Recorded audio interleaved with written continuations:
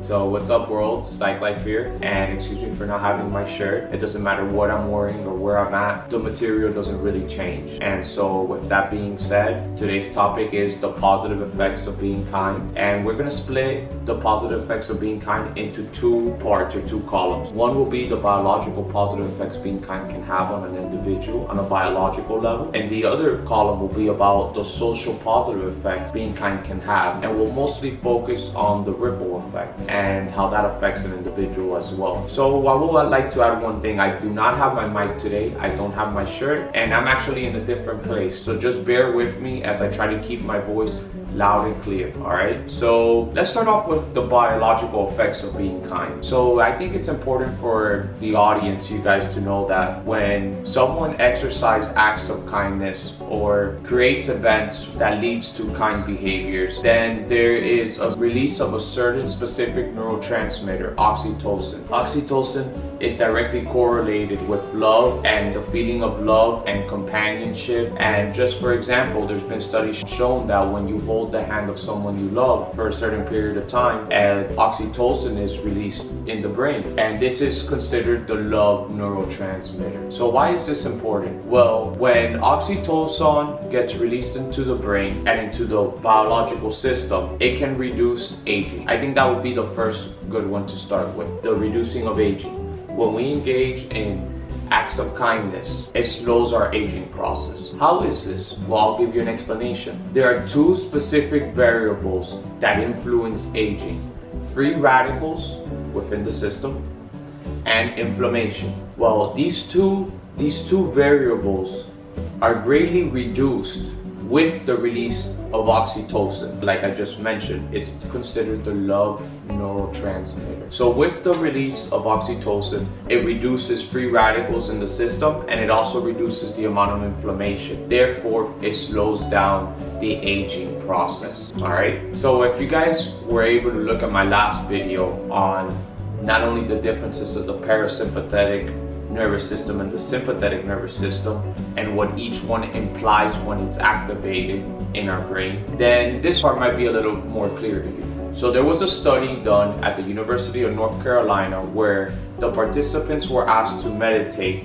for specific periods of time. And the research showed some significant data, and stunning data to be honest. It showed that just the mere fact of thinking about being kind and focusing your energies and your mindset on being kind and acts of kindness, it can activate the parasympathetic nervous system. Now, I know you remember from our last video, I hope you guys watched it because it was a very informative video to be honest, the positive effects of activating the parasympathetic nervous system within our body, which is considered the relax and digest state, and the sympathetic nervous system, which is our survival mode. Just acts of kindness alone can activate the parasympathetic nervous system. And as you guys saw in my last video, activating the parasympathetic nervous system allows our body to be in a relaxed state, and which in turn can also not only slow down the aging process, but can also have a positive effect on our biological systems for longevity and maximum performance. And when the parasympathetic nervous system is activated, it strengthens our immune system. That is when our immune system is at its full strength. And our immune system is what protects us. It's our body's defense mechanism for when foreign agents come into our body. It directly almost sends troops to attack this foreign agents.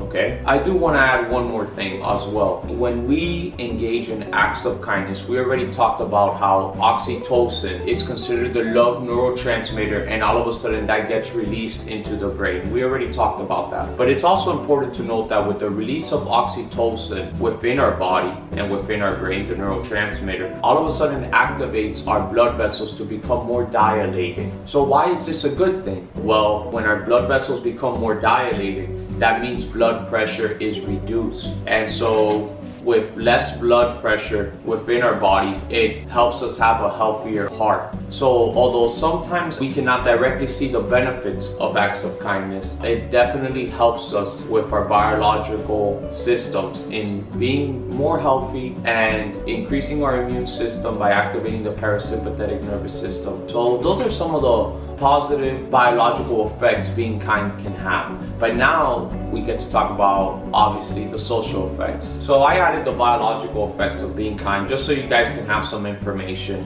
And also, I know a lot of you guys love science just as much as I do, and maybe are less inclined towards psychology and the mind, but are more inclined towards the body, and you wanted that type of information. But what about the social effects of being kind? Well, this is what we're going to talk about today. Obviously, being kind can have a direct effect on our relationships. When you're kind to someone else, they're more inclined to do something for you. And we're going to get into this right now. And we're also going to get into the ripple effect. You know, there are 8 billion people estimated on the planet. That's at least 8 billion animals, entities at the planet. And then you add other species of animals by the numbers, and the numbers just skyrocketed past amounts that our minds can probably not even comprehend. And so one person, one human being out of 8 billion, or one human being out of hundreds of billions of animals, it's hard to think that one person can have a huge effect on society in general, or the world at large, because of starvation, poverty, natural disasters, human-induced and caused illnesses. So it's hard to see how one person can have a huge effect. But a recent study published by the Proceedings of the National Academy showed that being kind has a ripple effect across dozens of individuals. So there was a study created, right, where greed was rewarded. Greed was rewarded instead of kindness. Being kind was risky.